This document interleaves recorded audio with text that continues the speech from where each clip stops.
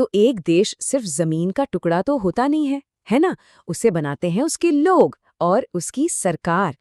आज हम भारतीय नागरिकता के इन्हीं दो सबसे जरूरी पिलर्स को समझने वाले हैं, सरकार के सिद्धांत और हम नागरिकों के कर्तव्य।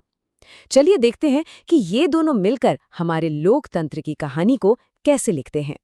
एक सवाल जो हम सब कभी न कभी सोचते हैं, एक बेहतरीन, एक आदर्श देश कौन बनाता है, सरकार या फिर हम, उसके नागरिक? क्या सारी की सारी जिम्मेदारी सरकार की है या हमारी भी कोई भूमिका है इसमें? चलिए इसी सवाल का जवाब ढूंढते हैं और देखते हैं कि ये असल में एक पार्टनरशिप का खेल है।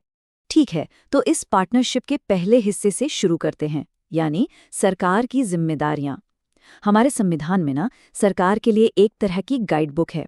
ये गाइडबुक बताती है कि एक अच्छा देश बनाने के लिए उसे क्या-क्या करना चाहिए। इन्हें हमारे संविधान में एक नाम दिया गया है, राज्य की नीति के निर्देशक तत्व।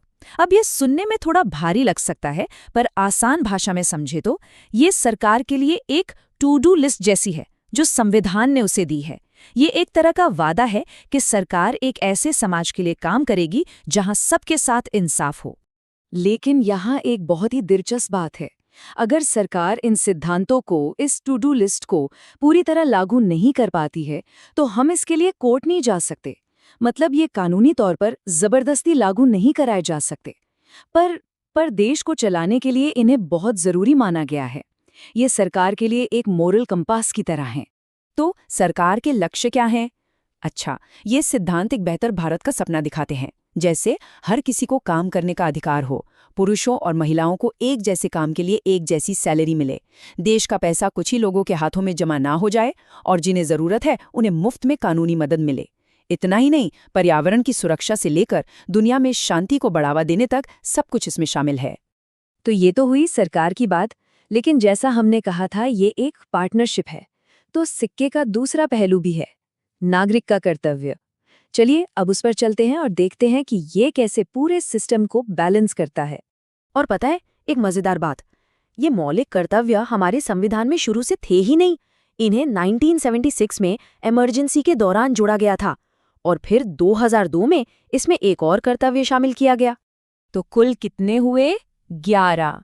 आज भारत के हर एक नागरिक के लिए 11 मौलिक कर्तव्य तय किए गए हैं। तो ये मौलिक कर्तव्य आखिर हैं क्या? देखिए, ये सभी नागरिकों के नैतिक दायित्व हैं, मतलब हमारी मॉरल रिस्पॉन्सिबिलिटी। इनका मकसद है देशभक्ति की भावना को बढ़ावा देना और भारत की एकता को बनाए रखने में मदद करना। अगर निदेशक तत्व सरकार की गाइडबुक हैं, तो कह सकते हैं कि मौलिक कर्तव्य हम नागरिकों का कोड ऑफ कंडक्ट हैं। इन जिम्मेदारियों में कुछ बहुत ही जरूरी बातें हैं, जैसे हमें अपने संविधान का पालन करना चाहिए, उसकी इज्जत करनी चाहिए, देश की एकता और अखंडता की रक्षा करनी चाहिए, आपस में भाईचारे की भावना को बढ़ावा देना चाहिए, और हाँ, जो पब्लिक प्रॉपर्टी है जैसे ट्रेनें, बसें, पार्क, उन्हें नुकसान नहीं पहुंचाना चाहिए। साथ ही वैज्ञानिक सोच को अपनाना और 6 से 14 साल के बच्चों को शिक्षा के अवसर देना भी हमारे ही कर्तव्यों में शामिल है। तो ठीक है, हमने सरकार के निर्देशों को समझ लिया और नागरिकों के कर्तव्यों को भी देख लिया। अब देखते हैं कि ये दोनों मिलकर काम कैसे करते हैं, क्योंकि देखिए, एक मजबूत देश बनाने की जिम्मेदारी किसी एक की नहीं हो सकती। ये हम सबकी एक साझी जिम्मेदारी है। आप इन्हें एक पहेली के दो जरूरी टुकड़ों की तरह समझिए, जो एक दूसरे के बिना अधूरे हैं।